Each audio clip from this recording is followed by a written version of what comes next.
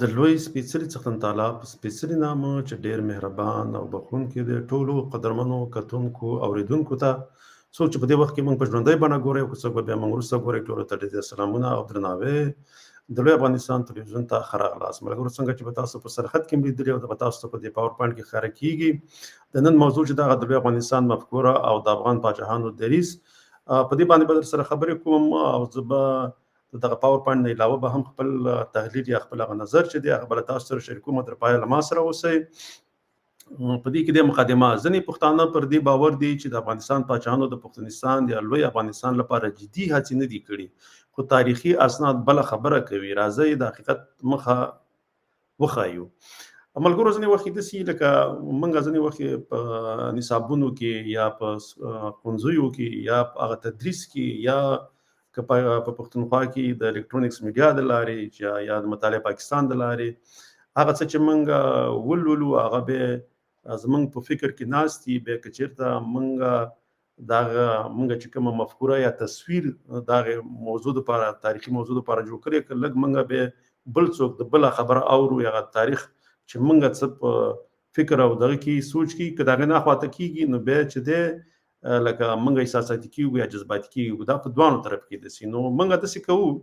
لکه دلته موږ زه اکثره چې راوړم زه تاریخي حوالې کمې ورکوم، ځکه زه داسې وایم چې تاریخ موږ باید هر یو په خپله ولولو او د هغې نه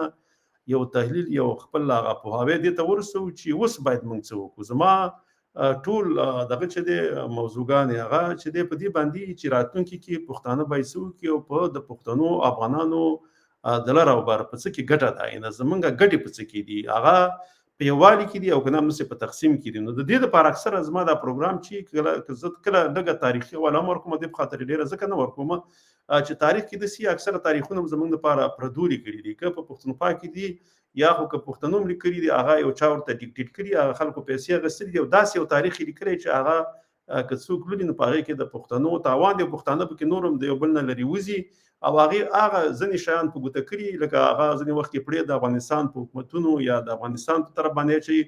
او که ځینې وخت کې ایرانیانو یا هغه نورو خلکو داسې موږ ته لیکلي دي چې هغه پړه به همیشه په هغه ځای په پښتنو اچوي او هغې ملامته کوي. خو اصل مقصد زما دا وي چې اوس هغه تاریخي دغه که موږ ومللو، زه هغه پخوانو سیاسینو یا حکومتونو نه که څه تېروتنې شوي موږ اوس چې یستو په دې اوسنۍ زمانه کې هغه تېروتنې ونه کړو او داسې ولاړه ځان ته غوره کړو او په ولس کې داسې پوهاوی راولو چې د لوی افغانستان طرف ته لاړ شي. ځکه په دغه لوی افغانستان په جغرافیه کې چې ټول پښتانه یو ځای شي نو د هغې نه وروسته بیا دغه پښتانه چې دي دا به ترقي هم کولی شي او څه پرمختګونه چې کوي او څه چې کوي هغه به بیا خپله د هغوی واکمنان به په خپل هغه څه باندې چې کوم شی ایجادوي یا یو نوي طرف ته ځي نو واکمني به بیا خپله یو که چېرته داسې موږ دا شان تقسیم یې سو نو د پښتونخوا په سیمه باندې چې دی بیا هغه ځای ټول سیاست او د هغه ځای پالیسیګان یا هر څه چې جوړوي نو هغه خو یو بل قوم یې جوړوي. صحیح هغه قوم چې دی لکه د پنجاب هغه به د نورو هیوادونو سره ساز باز کوي مګر د خپله د داخلي سیاست به داسې جوړوي چې هغې کې به صرف د پنجاب قوم بالادستي به پکې او د هغې به ګټې پکې نو مخکې به پسې ځو. نو په دې کې دی لکه دغه چې دی چې په امان الله خان په وخت کې لکه د 1919 نه واخله تر 1929 کاله پورې په هغه وخت کې چې دی هم د ډیورنډ کومه کرښه چې وه هغه امان الله خان نه وه منلې، د پښتونخوا پښتنو سره اړیکې درلودلې او د انګریزانو چې دی لکه دغه کتاب چې دی د دې حواله ما ورکړې ده هغه بیا تاسو کولی شئ هغه خپله باندې ولولئ. نو په هغې کې ځینې داسې مسلې وي صحیح ده، په هغې کې لکه همیشه موږ که ګورو موږ کله ځینې وخت ګورو خپله هغه د وخت پاچاهانو دغه وخت دغه واکمنان چې وو هغې هم په یو داسې حالات کې به نه وو لکه همیشه چې پوره زورواکي وو او کولی شولو چې د یو غټ قدرت سره چې هغې تقریبا د نړۍ ډېر زیات هېوادونه تر خپل ولکې لاندې راوستلي وو انګریزانو، نو هغې به همیشه دا فکر کې وو چې یو څه جغرافیه چې د هغوی په لاس کې د هغې سره څنګه پاتې شي نو کله به دوی مجبورېدل چې ساز باز وکړي، ځکه چې ټوله جغرافیه د انګریز ولکې ته ورنشي یا داسې ونشي چې د افغانستان دغه اوسنۍ جغرافیه چې ده دا خرابه نشي، ځکه هغه په دې پوهېدل که چې دغه پښتانه چې د پښتونخوا او د بلوچستان دغه سیمې انګریزانو نه مخکې د رنجیت سنګ په وخت کې څنګه د دوی ولکې ته ورغلې هغه به داسې ورتلې چې کله به زمانشاه په وخت کې به هغې غوښتل چې په پنجاب حمله وکړي او رنجیت سنګ چې په وخت کې بغاوتونه کول د هغې د بغاوتونو د منځه ویسي او نو هغې څو ځلې به سفر کوو چې کله به هغې ته سفر وکړو نو دلته به ایران چې دی ایران به د انګریزانو سره ساز باز کړی و هغې به د روس نه بیرته په افغانانو باندې او دا وخت په پاچاهانو باندې بیا حمله وکړه نو هغه زمانشاه به خپله هلته چې هغه کومه حمله وه هغه بیا پرېښودله بېرته به وطن ته راستنېدو نو همیشه دلته دا بهرني قوتونه چې دي هغوی په دې پوهېدل چې دلته حکومتونه پښتنو کړي دي نو د دوی سره بیا د دوی به همیشه بې اتفاقه ساتل او دوی په دې پوهېدل چې دا سیمه چې ده چې پښتانه پکې دي دا باید تقسیم وي که چېرته دا یو وي نو بیا دلته به د انګریزان دومره خپله واکمني اوږده نه کړي نو همیشه چې دی هغه کوشش یې کړی دی چې پښتانه دغه ته په تقسیم سره وساتي او جګړې وکړي نو افغانانو پښتنو ډیر زیات کوښښونه وکړل د یووالي په خاطر باندې خو تر اوسه پورې لا بریالي شوي نه دي یو خو داسې کار دی چې پښتانه هغه فکرونه په دوو برخو تقسیم دي ځکه چې په پښتونخوا کې کوم دي هلته چې د ماشومتوب نه څوک رالوی کېږي نو هغه په یو بل سوچ او فکر باندې د پنجاب ریاست رالوی کوي په افغانستان کې پښتانه چې دي هغه د یووالي طرف ته ډیر لیواله دي خو هغه چې دی دا څو لسیزې همدغه هغه د بهرني قوتونو یا د پنجاب کومه واکمني چې وه دوی پرې نه خوښېدله چې هلته پرمختګ وشي یا دغه ځای د ژوند سطحه لوړه شي د پاکستان نه چې بیا به هغه په دې پوهېدل کړي چې د ژوند سطحه د افغانستان لوړه تللی وي او اقتصاد هلته پیاوړی وي نو بیا به خپله دغه قومونو سره یو ځای کېدلې نو دې په خاطر باندې هغوی نه پرې غوښتل چې هغه خلک د افغانستان دغه کوم دغه حکومتونه چې دي یا افغانستان چې دی هغه یا د اقتصاد له پلوه یا د نظام له پلوه د پاکستان نه بریالی اوسېږي نو دې کې خپله انګریزانو به هم ډېر لاس و بیا وروسته دغه کوم حکومت سیستم چې پنجاب ته حواله کړو نو بیا هغې دا کار کوو خو د انګریزانو او د امریکا په مرسته باندې نو بیا پښتانه په هغه وختونو کې نو توانېدلي چې یو شي اوسه پورې همدغه سلسله روانه ده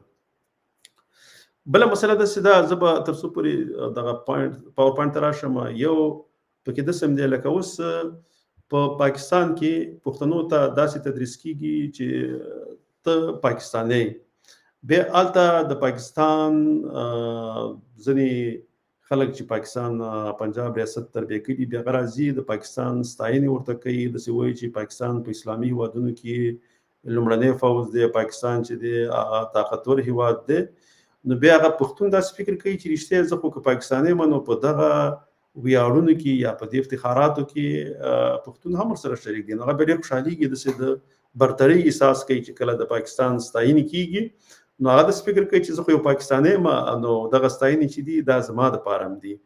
دغه د پاکستانیت سوچ چې په کوم یو په پښتون کې اچولی دی دا چې دی دا ډېر په مکارۍ او په ډېر سازش سره د دوی سوچونو ته او د دوی ذهن ته ورنه ایستلی دی نو ځکه هغه بیا دا بېرته په دې نه پوهېږي چې لکه پخوا به چې کله دا د غلامۍ سیستم به په یو هیواد کې به چې غلامان به مو نه غلامان خو به لکه د هغې خو به هېڅ واک او دغه بیا نه و خو په هغه هیواد کې به اوسېدل نو چې د هغه هیواد خلک به مخکې تللی هغه هیواد به داسې ستایل کېدو خو دا به ویل چې زه هم په دې هیواد کې یم ستایل کېږم هغه دا چې د دې به دغه هیواد په سیاست کې دغه ځای په اقتصاد کې نظام کې هېڅ لاس نه و خو صرف یو نوکر به نه به د چا پوښتنه کوله خو داسې اوس هم په پاکستان کې د پښتنو او د بلوڅانو د پاکستان په فیصلو کې هیڅ اختیار نشته بلکې د خپلې کومه پښتنه خاوره چې د بلوڅ کومه خاوره چې د دې اختیار هم نشته دی خو دغه نوم چې د ماشومتوب نه د دوی په فکرونو کې وراچولی کېږي چې ته پاکستانی او بیا وروسته چې کله د پاکستان صفت کېږي یا د هغې د پرمختګ خبرې کېږي په ساینس او ټکنالوژي کې یا په نظامي لحاظ باندې بیا په دې باندې دوی هم داسې یو قسم ویاړ کوي چې راته زه هم پاکستانی یم نو دا ویاړونه زما هم دي خو دغه شانته نه ده که هر څومره دغلته پښتون کار وکړي خدمت وکړي نو هغه د ویاړ ځای چې دی هغه به صرف پنجاب ته وي لکه په امریکا کې چې هر څوک کار کوي مګر د ویاړ ځای هغه د سپین پوستو دی همداسې په هند کې که هر څوک د هند د پرمختګ لپاره کار کوي د ویاړ ځای چې دی د هغه ځای هغه هندو دی ځکه هغه سټرکچر د هند داسې جوړ دی چې هلته به همیشه حکومتي نظام او سیستم چې دی په دې اوسني حالاتو کې دا چې بیا کوم زور راشي بیا ته هغه نظام بیخي د منځه ویسي خو په دغه اوسني حالاتو کې به نظام د هغې په لاس کې بیا که موږ وګورو چې کله پاکستان او د هند په منځ کې دغه جدایي راتله اینه چې دی انګریزان دغه ځای راتله او دوی تقسیمول نو هندوانو هم نه غوښتل چې لکه دغه سیمې نورو خلکو ته بل چوایس ورکړي شي بل اختیار ورکړي شي لکه د پاکستان نه علاوه ځکه هغه په دې پوهېدل که چېرته بل اختیار ځینو نورو خلکو ته ورکول کېږي نو بیا به په هند کې ځینې نور خلک به غواړي چې هغه د لکه څنګه چې په اسلامي دغه ځینې سیمو کې خلکو ته ورکوي د هند بیا به دا په هند کې ورکوي نو ځینې قومونه به بیا نه غواړي که د قومونو په لحاظ باندې په دلته هېواد جوړیږي نو هغه خلک چې لکه که اوس په پاکستان کې په هغه وخت کې پښتنو ته دا واک ورکول شوی دی چې تاسو خپلواک افغانستان جوړوئ یا د افغانستان سره ځئ نو بیا چې دی په هغه خپله په هند کې ځینې داسې هندوان شته چې هغه په مذهب خو هغه هندوان دي د دین هندو دی مګر قومونه چې دي هغه بیا جدا دي نو بیا په هغه وخت کې که چېرته دلته په قومیت باندې تقسیم کېدلې په دغه کې دغه اسلامي سیمو کې یا جغرافیه کې نو بیا همدغه تقسیم بیا په هند کې کېدو د هند خپل هغه وخت د کانګرس خلک چې هغوی هم دا نه غوښتل چې د کومې سیمې چې دي یا باید د هندوستان سره شي یا باید د پاکستان سره شي اینه د هندو او مسلمان په نوم باندې تقسیم وشي په قومیت په لحاظ باندې کېږي نو بیا دلته ډېر زیات هېوادونه به جوړیږي او په هند کې به خپل هم ډېر خلک چې دي ډېر نور قومونه چې دي هغه باید د هند سره اوسېدل نه غواړي ځکه هغه د قوم په بنیاد باندې ځان ته یو بل هېواد جوړوي نو دې په خاطر باندې د انګریزانو سره هغوی ساز باز وکړو او پنجابیان هم په دې باندې خوشحاله وو چې ځکه وروسته انګریزان ځي دا د اسلامي سیمو واکداري چې دا به د پنجاب سره نو په دې باندې پنجابیان هم خوشحاله وو چې زه صحیح ده دغه ټول قومونه به د پنجاب د ولکې لاندې راځي او هندوان خو په دې خوشحاله وو چې ټول قومونه به د هندو په نوم باندې د هند د واکمنۍ لاندې راځي او هغوی به بیا واکمني کوي نو دغه ځای کې چې دی دلته ډېر زیات دغه چې دی د کانګرس هغې د باچا خان سره ډېره غټه غداري کړې وه خو باچا خان بابا په دې باندې په وخت کې بیا وروسته پوه شو چې هغوی دې سره غداري کوي او دوی هغه دریم چوایس چې یا د لوی پښتونستان او یا د افغانستان هغه په وخت کې خپله کانګرس هم نه ومنلې او د انګریزانو سره او دغه دې خوا د مسلمین خو بیا د هغې هم نه مانو د پښتونستان موضوع یې ملګرو ملتونو ته یوړه د محمد ظاهر شاه په وخت کې نه دې په دغه کې دا د 1933 نه واخله دغه مختلفو حکومتونو کوشش کړی چې د امان الله خان هم پکې و بیا وروسته نادر خان هم پکې و او ظاهر شاه هم پکې و چې تر داود خان پورې دغه 3 کاله پورې همیشه به دا موضوع چې دا به ملګرو ملتونو ته خپله د پښتونستان او د افغانستان د طرفه به د راډیوګانو د لارې او د افغانستان د حکومتونو د لارې به ورته کار کېدو سردار محمد داود خان چې کله په حکومت کې راغی نو هغې هم د پښتونستان او بلوڅو ښکاره ملاتړ وکړو د پاکستان سره سخت دریځ غوره کړو د راډیوي فرهنګي او پوځي ملاتړ یې د دغه قومونو څخه وکړو په دې کې بیا موږ وایو چې ولې دغه وخت پاچاهان په دې ونه توانېدل چې لوی افغانستان جوړ کړي یا پښتونستان خپلواکه کړي نو هغه ځینې خبرې په ما وکړې خو زه به اوس لنډې ځینې ولولم ځکه ما خپل نظر له تاسو سره شریک کړو نړیوال فشارونو برطانیا شوروي امریکا د کورونیو بغاوتونو ستونزې لکه دا همیشه کېږي ځکه اوس به موږ دا سوچ به هم کوو په راتلونکي کې چا اوس تاریخ ولیکو چې باړ یا د ازغن تار د اشرف غني په وخت کې تیر شو خلک به داسې فکر کوي چې ولې دا تار پرېخوستو خو هغې هغه دغه به د اوسني حالات به د 100 کاله وروسته د هغې په نظر کې نه وي چې دلته څومره حالات او افغانستان خپله افغانان خپل میندو کې سره په جګړه باندې اخته وو بې اتفاقیګانې وي نو پنجاب ریاست ته دغه موقع برابره شوله چې دغه خط چې دی د ډیورن په دې باندې دغه بار تیر کړي او پیسې هم چې دي هغه هم د امریکا غوندې یو قوت نه واخیستلې او د هغې په مرسته باندې دغه بار دلته تیر شو لکه د پنجابیان خو مخکې هم دلته وو دغه بار نه تېرېدو دلته یو بل قدرت راغی د هغې په مرسته او د هغې په دغه باندې دغه بار بیا تیر شو یا ازغن تار تیر شو د نړیوالو جګړو او جیوپولیټیک محدودیتونه د یرغل او مستقیمې جګړې خطر نه چې افغانستان راسن جګړه خو لکه د روسني کلونو کې خپل افغانستان کې جګړې وي او د هغې نه مخکې دا فکر وو چې مستقیما مداخله کوو نو بیا باید پاکستان سره جګړې طرف ته لاړ شي او په هغه وخت کې ځینې پښتانه چې هغه خپله